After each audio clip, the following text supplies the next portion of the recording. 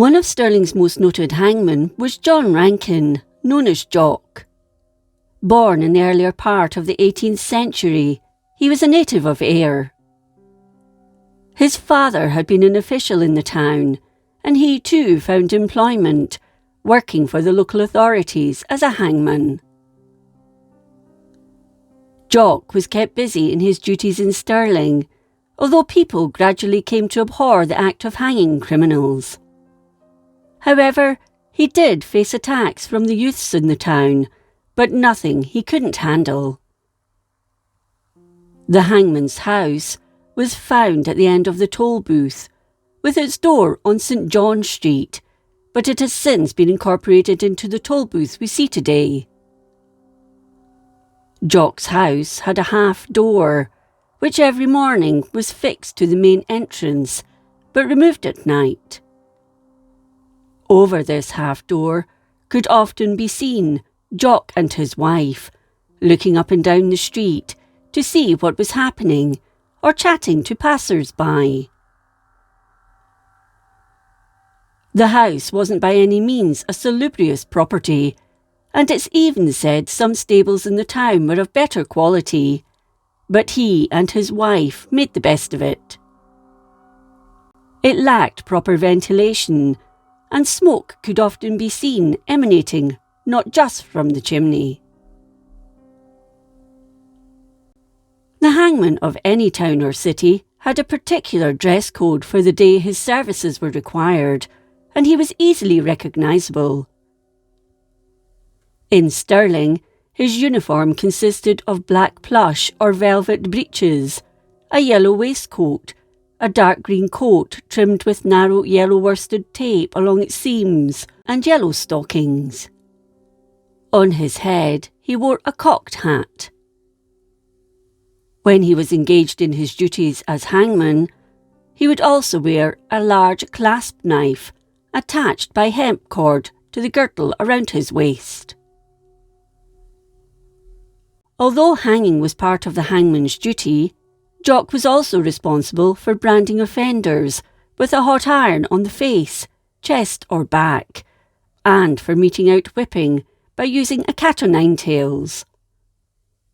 He also had the duty of securing offenders in the jougs, stocks or branks, and in the pillory for the allotted time in full view of the public at the market cross.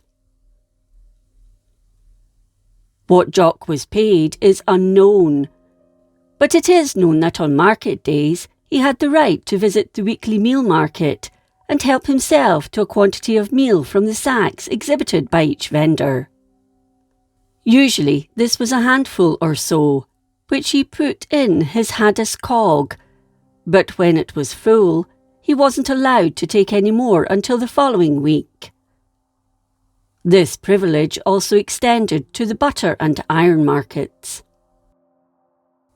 Tarn Garland, his predecessor, had exercised his prerogative to enter any hostelry in the town, and when he saw a group drinking, they were obliged to fill his small wooden quaich with whatever it was they were having. Jock wasn't allowed to sit in their company, however, and had to stand while he drank the contents of the quaich before departing. This privilege extended to only one public house, one company within it, and only once a day. Jock's work wasn't intensive, so on occasion he would carry out other duties.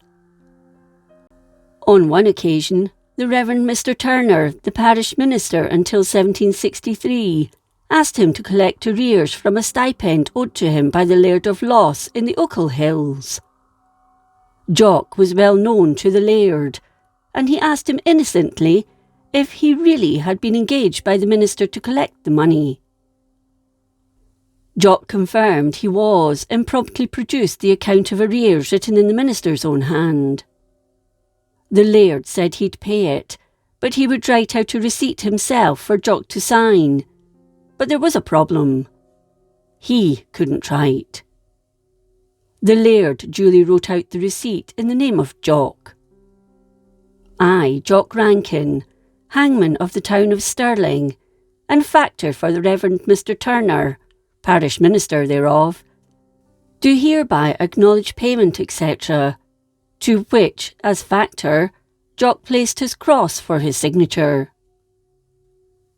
Some time after this, the Laird of Loss showed the receipt to some men in Stirling, which created no small amount of hilarity, much to the embarrassment of the minister, who never employed Jock again. Around 1774 or 1775, when Jock was advancing towards old age, his duty to hang Sarah Cameron didn't go well. Sarah had been found guilty of throwing her baby over the old bridge into the River Forth and was condemned to death. The gallow tree once stood just south of the Black Boy Fountain near the Allen Park. It wasn't really a tree, but rather a wooden beam fixed to a large stone with a crossbar at its top and several hooks attached to it. The young woman had to ascend a ladder, while the hangman climbed another one, and after he'd adjusted the rope, he pushed her to her death and removed his ladder. However, Sarah had got hold of the ladder, and Jock was unable to perform his duty. Attending the event were town officials with their halberts, and one of their number, Tom Bone, moved forward and hit Sarah's fingers with his halbert, forcing her to lose her grip on the ladder. Jock then finished her off. Many onlookers felt a great deal of sympathy for Sarah, and Bone later faced the wrath of the women of the town. He had to be escorted to a place of safety, but soon the whole affair became a distant memory. This botched hanging was the last to be done at this site, with the new site being in Broad Street, where the scaffold was brought out when required.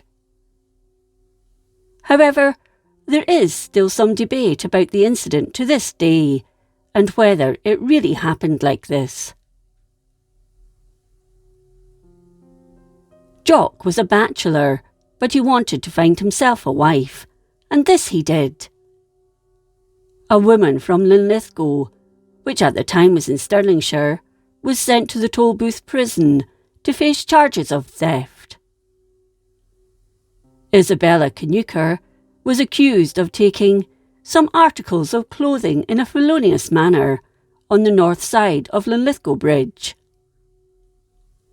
She received a jail sentence of several months and found herself making the acquaintance of the hangman.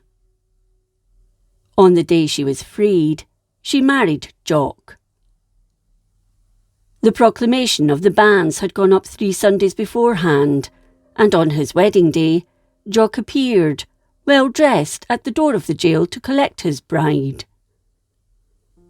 He was accompanied by 4 town officers, all rigged out in official dress, including their halberts, and the procession made its way down Broad Street to Provost Jaffrey's shop, where the Provost, who was also a Justice of the Peace, performed the marriage ceremony. Under official escort, the happy couple made their way to their official house, where the youths of the town had piled up rubbish and filth at the hangman's door. The gossip surrounding the hangman and his new wife died down soon afterwards, and they went on to have a son. The boy was well liked, and when he became an adult, he went off to be a soldier, but was never heard of again. Jock's wife gained the nickname Tibby Cocker, but her life with him wasn't a happy one. One Sunday in around 1794, when Jock was an old man, he intended to give his wife a beating for some misdemeanour, but being younger than him, she managed to flee to a neighbour's house before he could lay a finger on her.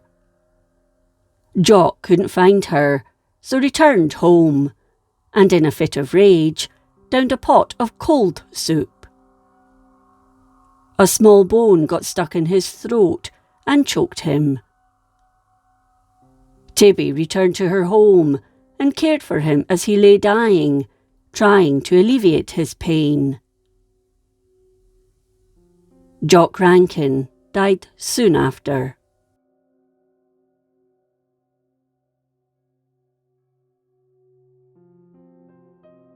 If you enjoyed this episode of Scotland's History, please like, comment and subscribe.